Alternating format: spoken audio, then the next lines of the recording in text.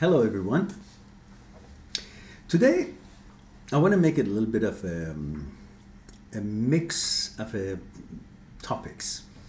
In other words, you remember sometimes you'll have a bunch of music put together and you call them salad music. So today, you want to call it a salad philosophy. So we're going to talk about a little bit about economics, very little, a little bit about girls, and what else? A little bit about anger. So I think that will be maybe about 8, 9, 10 minutes, and that should be a little bit of something for this week, and then we'll find other things to discuss next week, especially the topic that I started about mind development exercises and how to increase our willpower and strength. We'll be continuing that sequence because we only had 2 of these, and there's a lot more to talk about. I'm hoping to get help from my son, who has a channel discussing issues on training, powerlifting, nutrition, and so on. And hopefully he'll be helping me out to demonstrate some things, and I could also be maybe of some use to him if he wants to use some of the ways that we can increase our strength and use it in his topics. Anyhow, so let's start with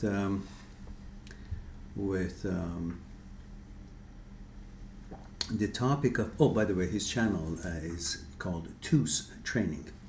TOOS Training. T-O-O-S Training. TOOS Training. Today, let's start with the topic of anger. I know many of us get angry for one reason or another, and I know there are enough reasons for everyone to get their share of anger. But let me tell you a little story about when I was in university. I was studying Aikido, and the founder of the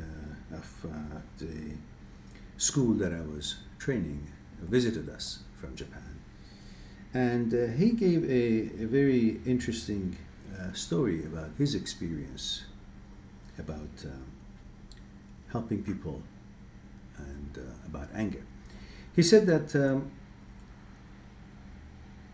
after the war was over, Second World War, there were new rules and regulations in Japan about how to treat children and so on and so forth, and the teachers were supposed to be more careful about the way they would discipline the children. In other words, not use any physical punishment such as hitting them or stuff like that. So he said that they brought to his attention that a teacher, a good teacher, was hitting the children when they could not understand or when he would get angry. So he agreed to meet with the teacher. And the discussion was that after the World War, since it is frowned upon if teachers punish the students for their misbehavior or not understanding or being playful or whatnot physically and hit them and so on, it's not looked upon favorably, and it is not something that they should be attempting to. And so he discussed it with the teacher, and the teacher expressed his views that he loves, and he wants to make sure he loves the children. He wants to make sure that they behave well and they are disciplined and they understand the subject well, and so on and so forth. And so the founder that I'm talking to you about, he said to the teacher, okay, just do this for me. When you get mad, before you hit them, you just wait a second and think if you're hitting them out of love or you're hitting them out of anger. If it is out of love, go ahead and beat them, and beat them well, he said to the teacher. But if it was because you were angry, then that's a different story. Don't. That's all he had to say to the teacher. So he said, all I want you to do is to examine if you're hitting them out of love, and if you're hitting them with love, and if you can keep love while you're hitting them, go ahead, beat them. Otherwise, don't. They say from then on, this teacher never ever hit another child. Because he figured out if he loves them, he cannot hit them. And while he's hitting them, because it's frustration. So we need to recognize sometimes when we get angry, which we may have very good reasons for. There are lots of assholes in the world. Some of them could happen to be in our circle, and we get angry. But getting angry is one thing, and harming others is another. You may want to get angry, and while you're not offending anyone, you're not beating anyone, you're not breaking anything, you're not harming any other human beings or any property and whatnot, and you're not driving madly or crazy, and it's not affecting your judgment and so on, well, okay. But if when you get angry, your judgments get clouded, and you begin to misbehave, not within your own understanding of what good behavior is, which I'm sure all of you are wonderful people and have standards of life and behavior for affecting the society and the community around you and people around you positively. So if that's not meeting your standards, then just make sure that your anger is confined and limited to just a certain emotion for yourself, and then you release it through, I don't know, running and exercising or whatnot, but never should come to be harmful to anyone. But please realize that sometimes we can do some things to bring our tolerance a little bit higher, so we will get angry not so quickly, and we get angry a little bit later, or if not at all. And the way we can do that is this. Have you ever noticed that if you're, let's say, having an apple with a little bit of the little branch sticking out of it, whatever it's called, that thing that you hold the apple with sometimes. If you keep twisting it, I remember there was a game that say, you know, if you keep twisting and saying the alphabet, and when it tears up, that's the name of the girlfriend that you're looking for.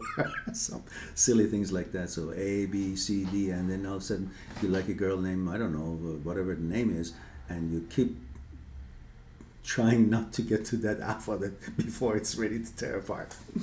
Anyhow, if this thingy, the little thing sticking out of the apple, you keep turning it, it gets to the point that it's very close, and all it needs is a few more turns, and it separates. So sometimes we may get angry just because we've already been primed up with something else. So in other words, we've been turned so many times that there's only very close to us being kind of separated from the apple. And that's when we really get angry. Otherwise, the subject that we got angry for may not actually be something that would make us really angry. It would be something that you could have tolerated or dealt with it differently. But because you've already been to the limit or close to the limit, it only took a little bit. But that little bit by itself, if you were already not turned at all, it would be only 3 or 4 turns. And by 3 or 4 turns, this thing doesn't turn apart. So what I'm trying to tell you is that always make sure that you're a fresh apple with the tail of it, with that thingy. Which means keep your psyche and keep your tranquility to maximum by doing certain things. And those certain things are simply exercising, eating right, not eating junk food and stuff. Of course, don't drink coffee. That's my opinion. If you like coffee, well, at least make sure you don't drink too much of it. It's a stimulant, and as you know, it's a drug. It's a legal drug that gets you addicted to it, and I'm totally against anything that could get us human beings addicted to any kind of a substance of any kind. So coffee, that itself, even though it's been encouraged for everyone and advertised to drink coffee, but if it's supposed to get you addicted, which it does if you keep doing it, it's a drug, well, I'm against it. So if you are a coffee lover, coffee drinker, well, just control it, because if it becomes continuous and it becomes your habit, then you'll be under control of coffee, let's say. Nothing should control you. You should control yourself by your desires. No substance should be able to interfere with your freedom of thoughts and calmness and tranquility and mood and so on and so forth. So, what the heck was it that I was saying? so anything that could be habit forming, anything that could control you, I'm against it. So therefore, when you keep getting angry, that also becomes a habit, and you become it becomes easier and easier for you to get angry. I guess I gotta listen back to what I was saying so I can remember what it was, so I can continue it in a different program. But in the meantime, the idea was that there are certain things that you can do and they can keep yourself fresh, like the apple that hasn't been turned, and that is exercise, eating good food, and not eating junk, not too much sugar, coffee, controlled. Drinking, I really am against drinking. I know you guys or girls like to drink and you think that's something, but well, it's a momentary separation from the reality and puts you in a mood that you may think, have the illusion that everything is okay, but when you're sober, all responsibilities and all tasks or projects are still standing and they're supposed to be taken care of. So when you do want to have some kind of experience of that kind, well, just drink one beer or one wine, and that should be enough. That gives you a little bit of a feeling of, and it's maybe even, some people say it's good for you at a certain age, not at your young age, maybe at my age, but I don't drink anyhow. So you do the nutrition, proper eating and exercise and so on, and also you can do one more thing. You can also learn to meditate. Because when you meditate, your mind and your tranquility level becomes at its optimum, and therefore your tolerance for things that happen to our lives during every day, your tolerance goes higher, and therefore it takes a lot to get you angry. If there's any situation that somebody's trying to provoke you, just walk away. Just walk away. That's probably dog shit. It's just not worth for you to mingle into the garbage and to the dog poo. The people who try to provoke others are really people of no caliber, very low self-esteem, and they simply try to feel better about themselves by trying to put someone down or get in a fight and feel like they've done something because there's nothing else that they're good for or are capable of. So they try to get a rise at other people. So anyhow, so that's one thing. And so meditation is very important. And eventually at other programs that I have, we will get to real nice, very serious, wonderful types of meditation, different kinds of meditation, which I will share with you. And it will help you in many different facets of your life, in sports, in studying, in focus, in tolerance, in your jobs, in your approach, in your public relations, and of course in your enjoyment of tranquility and many other benefits, if you know what I mean. So actually, that's what I just said, and the way I said it, I think, reminds me of my good friend. What was his name? The father in the American Pie. Yeah, I liked that series. Anyhow, I watched it with my son. It was just fun. We had a laugh. So that was about the little bit of anger that we want to talk about. And the other subject that I want to talk to you about is pomegranate economy. Now, you wonder, what the hell is pomegranate economy? Look, I want to try to bring your attention to what you do when you try to take the pomegranate seeds out of it. You cut the pomegranate, you break it in half as much, and then you'll see all these clumps of red seeds all over. And what do? You start to kind of use your fingers and get them out, and then some clumps, you see there's 2 or 3, 4 left, just go to the next big clump, and you do that, and then you go to the next big clump, and you do that, and then you still have 5 or 6 here, 2 or 3 there, 5 or 3, in that little half, and you don't care, you throw that, and you go to the next half, and you get the big clumps, and you just try to separate them from the white stuff, and then you do your best, and there's still 2 or 3 left in that little bit white cluster, and you go to the next clump and you do that. There's a few left there, you just let it go. You go to the next one until there's pretty much all gone, but there's no 5 or 6 here, 2 or 3 there, 1 or 2 there, and you don't care, you throw it out. Why do you do that? Because you have so much of these seeds in front of you. You just had the clumps, and there's so much. You didn't care about those 1 or 2 at the end, or 3 or 4 at the end that was still left in the white stuff, in the pomegranate half, the skin. But imagine when you have finished eating all the seeds that you just took out, and you don't have any more, and the skin still is in that plate that you did your work and got all the seeds out, and you put the skin there in the plate. Now what are you going to do? Suddenly you like the pomegranate, it tastes good and it's delicious and you want more, but you don't have any more. So what do? Suddenly those 2 or 3 or 1 or 2 that is all left, and you left it, you discarded it in the white little clusters of the pomegranate thing, suddenly they become valuable. You actually go pick them out, and you try to patiently now you're very patient and very careful not to squish them, and you get them out and create a little pile, and you see all of a sudden 2 here, 3 there, 5 there, 2 here, 3 there, 5 there, over there, 3. Put them together, suddenly you've got maybe 20 of them, and you spoon it out, and you say, oh, it tastes great. So what's the difference?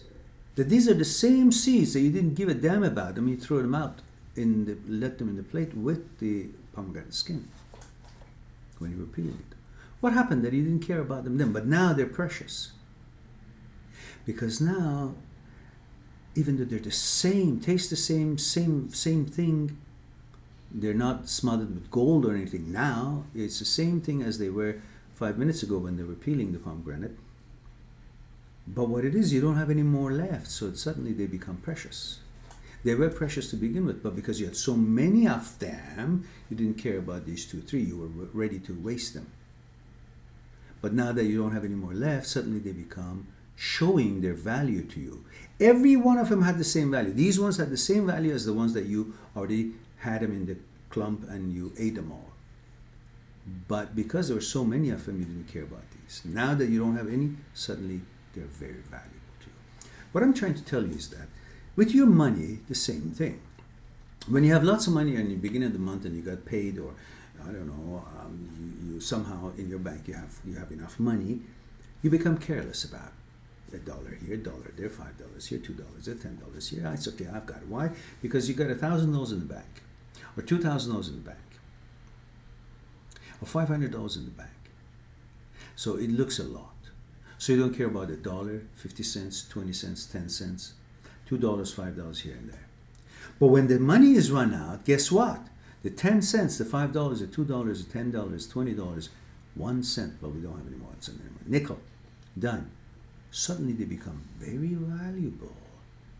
You make sure you find them wherever they are in the house, in your apartment, you look for them, you put them together, and if you have to, you roll them, you go to the bank and get money. Suddenly, but they had the same value then. It was only our perception and our ability to see the value of it, of something, when we have so many of it. And when we don't have enough, suddenly we see the value in them. So please, take care of your money when you have it. Don't wait until you don't have enough and then suddenly you become careful in your spending and in respecting your money and in saving it and so on and so forth. Now what's left is the last subject, girls. Well, what do you want me to say about girls? Now you have a relationship, you break up, and suddenly you're devastated. You think, oh God, how am I going to live? She was the best one. Can I ever find another one? Well, the short of the long answer is this. Just imagine if you have an orange. And the orange was very delicious. And you enjoyed it. And now you're wondering, would I ever find an orange as delicious as this one? Well, you will never find an orange as delicious as that one as long as you don't open the other oranges to see how they taste. I bet you some of them taste so much better than this one that you had. But the reason you think that this was the best and you don't think you can find anything better than this, because you haven't gone out in the stores and see the other oranges, how they look, taste them, open them up, peel them up, and enjoy them, smell them, and so on. While you haven't put yourself out there to meet and see other oranges, you will always think this was the best and the only orange that you would ever want to be tasting or in touch with. So understand, the girl is the same. You had a relationship, now you're devastated, or however you think, because that's the only thing in your mind. You don't have any point of reference. You got to go out there, meet another woman, another woman, another one. Suddenly you see, wow, there's so many beautiful ones there. Wow, so many beautiful ones physically, and so many beautiful ones mentally, and so many beautiful ones that fit you. There's so many of them. And that one you have a relationship with, suddenly you say, oh, that's the best one. What can I do now that she left me? Or I left her? Whatever reason that you're not together anymore. Again, until you go and see the fact that in the world there's so many millions and thousands of beautiful, physically and mentally beautiful women out there, you will always think that was the only one for you. So go out there, meet other women, and see and prove to yourself there's so many better ladies out there than the one that you had. But the reason you think this was the best, because you haven't gone and seen what is out there. You haven't experienced their way of treating you, their way of interacting with you, their way of beauty, their way of mentality, and all that so forth. So go out there and you will see you cannot be slave to the woman that you were with and you're not together for whatever reason anymore. You'll be proven that life's got lots of beauty and lots of hope, and there's no one woman that can be the best woman for you unless you find yours and then you marry her. That's a different story. Until then, enjoy your time and don't be dogmatic about things, that there's so many better things out there but you just haven't found them yet. Go find them. And never forget, finish the goddamn university in your education, because that's the one that gives you the inner confidence from inside. That's what you need in order to prove to yourself that you're a doer. You can do things, you can accomplish things. I don't care if you like university or not, or your education or not, just do it, get it over with, and go on, so it gives you the confidence that you need for later on in life. Have a nice evening. Hope you enjoyed this. Wow, this is a long one, 23 minutes. I thought it's going to be 8 minutes. Well, I like talking, and I like you guys. Have a wonderful evening or day wherever you are, and I'll talk to you soon. Bye-bye.